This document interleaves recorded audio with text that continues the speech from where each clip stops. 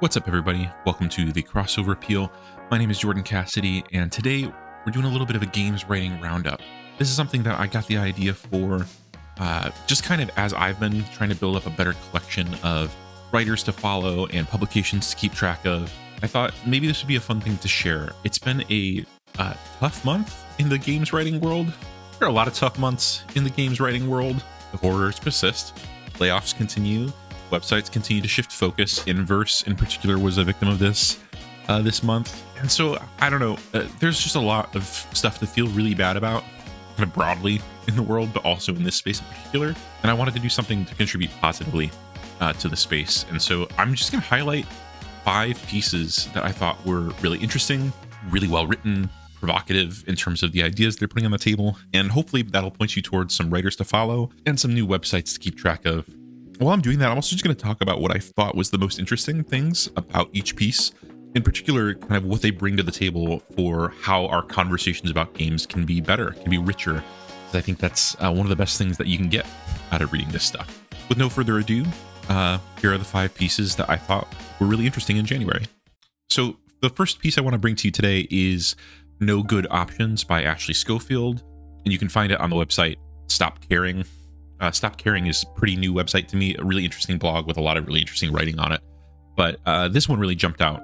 And it's a deeply personal and just trigger warning. We're going to be talking about depression and kind of self-harm in this one. But it's a really intense and personal reflection on the experience of depression, but in relationship to 3 things. First, the video game Depression Quest and how it represents depression as a relationship to options and choices that you just can't make or you don't know how to make. Second is the music of Julian Baker, who is, I just think, a wonderful folk and rock singer-songwriter whose work has been very close to my heart for a long time. And then Hanif Abdurraqib, who is a poet, nonfiction writer, essayist, whose work is just, I think, incredible. His book, They Can't Kill Us Until They Kill Us, is probably my favorite collection of writing about music anywhere. And so Ashley brings these 3 things together to talk about this like super deeply personal experience. And I just think it's beautiful. I think it's a really beautiful meditation on specific nuances of depression and how depression often orbits this failure to connect to the people and the places around you that you feel like you ought to be able to connect to. And this piece is about a lot of different things, but I think one of the things it kind of sits on the most is the way you need connection to other people when you're in the middle of a depression, and the way that is often the hardest thing to do. And the way Schofield puts this in conversation with Depression Quest is, I think, just so illustrative. So Depression Quest, one of the things that it does in terms of its representation of depression is it gives you these conversation trees, which are, you know, recognizable to anyone that's played an RPG or a visual novel before. And it says, it gives you these options that you can respond to the other characters in the game with, but most of them will be crossed out sometimes. And so you can see the options that you might want to make. You can see the choices that you think you should make, but the game doesn't let you. It just shows them to you, and it says you can't choose these. And that is what being locked inside of that depressive episode can feel like. And that's one of the reasons it's such an isolating thing to experience, is because you're conscious of there probably being better ways of saying or doing or interacting than the ones you're choosing, but you just can't get to them. It's a really beautiful observation that you can only make if you have a really attentive eye on what the game is doing from a kind of like literary perspective, I guess. It highlights the way that depression is a sort of narrowing of your world, and in that narrowing, a retreat from the people that might pull you out of it. And of course, Schofield weaves their own personal narratives into this, kind of stories about relationships that they've had, in addition to the kind of language that she's drawing from Julian and Abdurraqib, which, you know, are beautiful and effective as well. But I think from a games perspective, this is really good games writing because of how attentive it is to the way the game functions in relationship to this emotional experience. Great work. It's good stuff. Go follow Ashley on as many platforms as you can. The second piece I want to point out to you today is a piece called The Woods Are Lovely, Deep and Dark, on why I haven't played Root like twice. It's by Oren Gray, over at Unwinnable, which is a great independent publication. They put out a ton of good games writing every month. And this piece is a short one. It's part of a column that Gray writes about, kind of getting a feel for tabletop games, board games, in just a couple plays. But this one, instead of being about the game, it's more about the barriers to play. So this piece is about how iterative play is a two-edged sword for tabletop games. Iterative play is this notion of the more you play the game, the better your experience with it will be. In Root's case, that's partially because it is an asymmetrical war game, which means that each player, their faction, has a different set of abilities and win conditions than anybody else. So if you want to get the most out of this game, you have to be able to play and try out all these different factions, understand your opponent's factions well enough to be tactical. It takes a lot of effort, right? That's not the kind of thing that you can get out of 1 or 2 plays. You probably need 10, 15, 20 plays, ideally with the same folks, to really get the most out of this game. Which sort of brings Gray to this really pithy quote where he says, Root is a game for people who really want to play Root. And Root's not alone in this. A lot of games are like this. The designs revolve around rewarding intense investment by its players. But of course, in the real world, it's extremely hard to get 4 adults to play the same game 12.5 times across any reasonable span of time. Right? I have a ton of board games. I'm a huge board game nerd. I've been collecting them since 2010. I probably have, out of the 100 games I have on my shelf, there's probably 10 that I've played more than 5 times. I think that's pretty typical. And so what I think Gray's piece does here is it asks you to pause and reflect on what you want out of play. Root is a gorgeous looking game. The art's beautiful. The design is really interesting. I've read the rulebook. I've played it once. It's a cool game, but I have to be realistic with myself and with the people I am around in my life. I'm actually going to get the most out of this. And as a designer, do you want to sort of cut off such a big chunk of a potential audience by investing your game with this kind of deep iterative play? It's a tough question, and Gray doesn't really make any attempts to sort of answer it definitively here, other than just for himself, right? But I love the way that this kind of just asked me to pause my sort of acquisition obsession with board games as a collector and think as a player and as a designer about what are the things you're actually trying to create experience-wise. So that's The Woods Are Lovely, Dark and Deep by Oren Gray. The third piece I want to talk about is just a doozy. And it's a bit of, I guess, what you would call speculative cultural criticism by Harper J. McIntyre over at Aftermath, called A Game Doesn't Need to Be By and For Fans. And this is a piece that's about Life is Strange, and in particular, the kind of announcements and ensuing conversations about the upcoming Life is Strange sequel and how it focuses so heavily on restoring a certain kind of ending for the central couple of that first game, Max and Chloe. If you haven't followed this conversation at all, essentially the first game involves this really messy teenage couple and having to make a choice at the end of it about kind of what the status of that couple is going to be moving forward. It's a tough choice and a pretty definitive feeling one in terms of how that game ends and in terms of how the ensuing games since then in the series have interacted with it. And there hasn't been any retconning, I guess is the way to put it, until now. And basically you have a studio coming back to this couple and saying, we're going to give them the ending that they deserve, which is such an interesting thing to say, right? Because it raises the question, first of all, what do characters deserve? Do they deserve anything as fictional characters, right? It raises that question of what are the characters there for? What is their story meant to do? And in the case of the marketing conversation around this new game so far, it seems like the answer is they are there to make the fans happy. And that's what this piece is about whether or not that's a good framework for making art, for making literature, for doing criticism. Basically, it stages the age-old conflict between fandom and criticism right in the center again. And I think Harper J. McIntyre does a great job handling this material. For me, fandom has always been a thing I try to avoid because I think I'm uncomfortable with how easily recuperated into the kind of culture industry capitalist machine that it often is. Right. I mean, keeping fans happy is a way to keep a property valuable. Right. And so I think it leads creators, and this is part of the argument McIntyre is making, to make choices about their characters and stories that will alienate relatively few people rather than be maybe the most interesting thing that could happen to the characters, or saying something that's actually really needed and true. And instead, you come to the story with this attitude of, and this is like McIntyre's writing here, right? You come to this story with the attitude of, we must fix this. We must fix our stories. We must save our characters. We must please our fans. We must protect our bottom line. We must take it all back. We must smooth all friction. And to me, none of that makes good art, right? And I think that's kind of the worry McIntyre is approaching this whole thing with. Not to say, of course, that this new Life is Strange sequel won't be good or even great. And it may be the case that the best thing for this story and for these characters is to come back to them and kind of fix the ending that they had. I doubt it. It could be. But I think the argument here is less about whether or not that will be the case and more about what happens when we allow fandom and fan pressure to dictate the terms of cultural production. It's a great piece. Highly recommend seeking it out. Again, that's by Harper J. McIntyre over at Aftermath.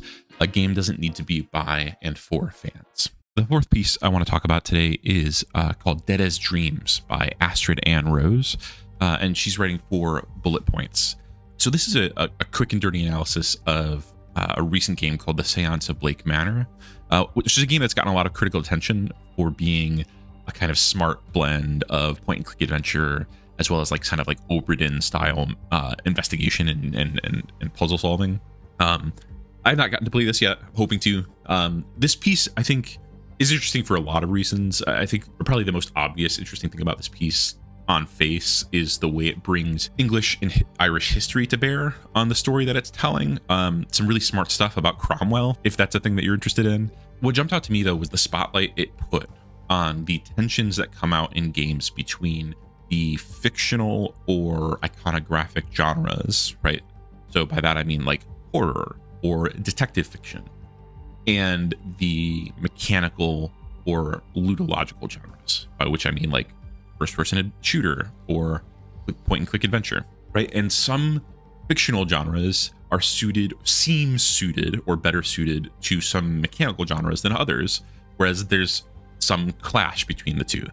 And in particular, Rose is interested in investigation and detective fiction with respect to point-and-click adventure versus like first-person exploration. Their argument is that one of the reasons that Seance of Blake Manor works so well is that the design of a point-and-click adventure is really well suited to the kind of focused attention of being a detective. They talk about how clicking around in these sort of like tableau, still pixel art spaces is an approximation of investigative acumen. And they talk about like the game having these really bright, inky colors and sparing set design that effectively communicates points of interest. But then they compare that to something more like Gone Home, right? Which is this first-person exploration of the space that you're putting together, you know, where your family has vanished to.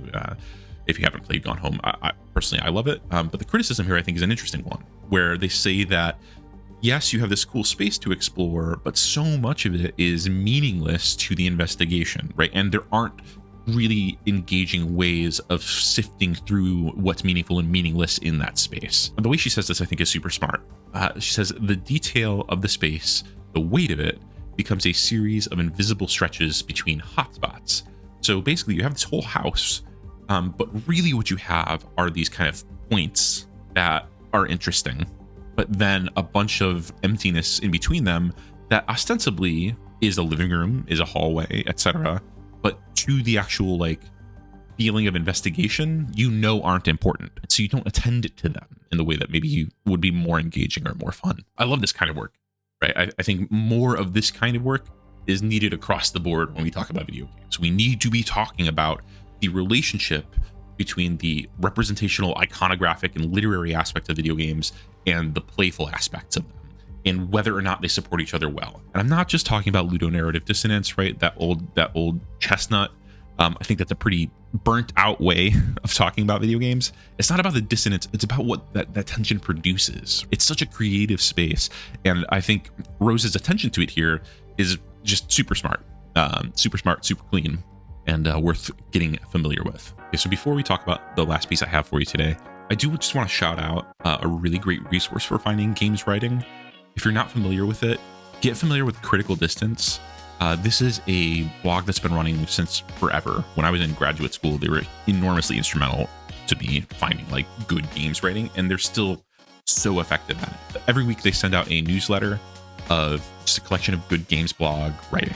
And they do share some stuff from like the bigger websites, but they also share like really small kind of like creators that are just doing incredible attentive work all the time. And then they tend to do these thematic groupings of that writing as well, which is such a fun way of reading kind of comparatively across a specific moment in time in the discourse. It's great. Critical Distance is about as good a resource as I can imagine for this kind of thing. And so if I'm even providing you a tenth of the value that one of their newsletters provides, I would be thrilled. And just add them to your rotation if you want more good games writing. So this last one we're going to talk about today is a brilliantly realized set of interviews by Lewis Gordon and a team over at Design Room called Mirror's Edge: An Oral History. And this is what it says on the tin. It is an oral history of the development, the publication, and the kind of reaction around Mirror's Edge when it came out in 2008. If you're not familiar with Mirror's Edge, it was a first-person parkour action game set in a just blindingly bright, minimalist city, like kind of futuristic. I think they called it a fallen utopia was the vibe, right? Where you play as a courier who's running the rooftops, kind of avoiding the agents of an oppressive regime to deliver messages between different factions. Very cool game. I remember liking it when it came out. What this history does is it highlights how important Mirror's Edge really is to a lot of contemporary assumptions we have about what games should feel like and look like. And it also is this really nice point of contrast to what the gaming industry was like, or at least what it felt like in 2008 versus today. There's so many moments in this piece where you read something, you're just like, my God, I can't imagine that happening today. That's insane. One of my favorite things about this piece is the way it stretches to be as comprehensive about the voices represented as it can, right? It's not just developers and programmers. It's also like team leads, it's managers, it's musicians, it's writers. There's just like everybody is kind of called on here. So you get this really complete feeling picture of the development arc of this game. And as a result, it's just full of interesting little moments. I'll share a few of them with you. One of my favorite kind of like bits of insight about the development process here is the swan neck. Like I said, this is a first-person parkour game. One of the first to really try to do this kind of fluid motion from that first-person perspective and to execute on it like really well. And what they were finding was with the 3D model of Faith, the main character, from a first-person perspective, it was important that you were able to like look down and see like your hands and feet. And it was also important for you to be able to navigate these really high-flying spaces without feeling motion sick. And the traditional rig that they had set up originally was not working for it. You would look down, you wouldn't see really anything. You would be bumped around as you jumped from place to place in a way that was like instantly nauseating. And their solution to this was to stretch Faith's neck out so that it was stuck like way out in front of her body. They basically just created this like awful monster. But you don't know that because you're first person. And that was the way they were able to technically solve this problem. I think it does two things. One, it's just funny to think about like being this like horrifying kind of like monster running around these spaces. But two, it's also points to like the kind of creative problem solving that has to happen in the development phase of any game, where things you don't expect to be problems suddenly are, and fixing them has to happen with the tools you have available to you, right? And that was their solution. I'd love to know if other games that have taken this kind of movement and moved it forward have had to come up with similar solutions, or what they've done to like work with that. Really cool to read about here. Another thing I thought was super interesting was one of the people interviewed talked about how Mirror's Edge was only 40% of the game that they would hoped it would be. And it makes me, obviously wonder about what's on the cutting room floor, but also is such a good spotlight on how the industrial context of video games necessarily means you're always getting a kind of hedged creative vision. I don't mean that in a bad way necessarily either, right? Editing is a necessary thing. You have to have it. Obviously, I'm all for creative freedom and creative direction, but I think Mirror's Edge is a really cool, well-realized game, partially because of how contained and focused it is. Would it have been a better game if it was 60%, right? Or 80%, or even 95% of the game they hoped it would be? Or would it have been less memorable somehow, right? I don't know. That's another moment that jumped out at me that I thought was cool to read. The other thing here that is like wild about this piece is how just unrecognizable the industry is in 2008 versus now, right? Or from today's perspective. So 2008 is when Mirror's Edge came. In that same year, this is an Electronic Arts game, right? This is EA. So in that same year, they released Mirror's Edge, a new IP starring an Asian American woman, pioneering a new kind of movement that's pretty risky to be like just putting out there. Doesn't feature like a ton of gunplay actually at all. That's a pretty weird game. It doesn't look like anything else at the time, right? Everything was kind of gritty and brown, and everybody was doing that like sort of like dingy Call of Duty vibe. So they released Mirror's Edge. They also released Skate, which is a wholesale revision of the kind of Tony Hawk, action sports game into something much more expressive, much more open, much less sort of like edgy and like funky. They released Dead Space, a brand new terrifying horror game, right? Really pushing the edge of what you could be showing and doing in a game. And they released Left 4 Dead, which, there really wasn't any like kind of like 4-player co-op games like that. It was a huge phenomenon when it came out. All 4 of these were big risks. All 4 of them were big swings. And EA was doing that with their resources. And it's just like sitting here, it's like, man, can you imagine? Like, no way does that happen today. That's crazy. I don't have anything to say to that. It's just a shocking thing to read, I think. And the insight that jumped out the most at me in this piece, though, was the way that it talked about the process of writing the story of Mirror's Edge. One of the main writers on the project said that essentially everything else had been put together before it was given to the writers at all, right?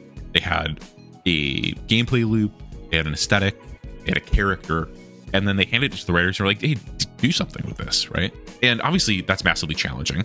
But the writers being interviewed also were like pretty open. It's like, that's kind of just like what writing on games is like. This one quotation in particular jumped out, right? It's so massively challenging and different from project to project. And every time you join a project, it's like someone pushes across the table to you a box of narrative body parts, and then you have to assemble a story from them in a sort of Frankenstein-esque way. I just think that's such a cool way of putting this, right? One, it frames the writer as this sort of like mad scientist who has to magic together out of like alchemy and wizardry a cohesive story in the midst of a process that really isn't about the writing process as much as it is about a whole bunch of other stuff that's more key to development. And it's amazing that writers are able to do what they're able to do in that kind of context, right? That's so much skill. That's so hard to do well. And it's doubly hard to do because you have to hold on to it all lightly, because like they might make a design decision somewhere else in the development team that completely renders what you've written for months moot, right? That adaptability, that like resiliency to have that as a writer, I just think is so impressive, and I think it's cool to shout it out here. The other thing it makes me think about is how poorly informed and dumb some of the conversations about games writing and game stories are online. I think games writers frequently are the targets of campaigns from fans and from like bad faith like actors for like ruining characters, ruining games, ruining narrative choices. And it's just like, guys, the writers are not in the top 30 most powerful people in the room on these things, right? They're piecing things together for the most part out of a box of scraps, I just feel like that's something that people would do well to remember when they're talking about games online. So yeah, anyways, I've read this thing like 2 or 3 times. There's so much cool stuff in it. If you have any interest in games history, games development, etc., put this to your top of your list. It's such good work. Again, that was Mirror's Edge, an oral history by Lewis Gordon, writing over at Design Room. And that's it. Those are the 5 pieces I had to share with you today. I hope you found something really good to read, some writers to follow. If you like this, if you want to see more of this, I would love to keep doing this. So just let me know. And then if you read any of this stuff, drop it in the comments what you thought of it. I think one of my favorite things to do is just highlight some moments in pieces like these that change my thinking in some way about games. I'd love you to do the same down in the comments. I invite you to jump in to start that conversation. Yeah, thanks for joining. Hopefully we'll see you next month on another Games Writing Roundup. This has been Jordan Cassidy over at the Crossover Appeal. Yeah, have a great day.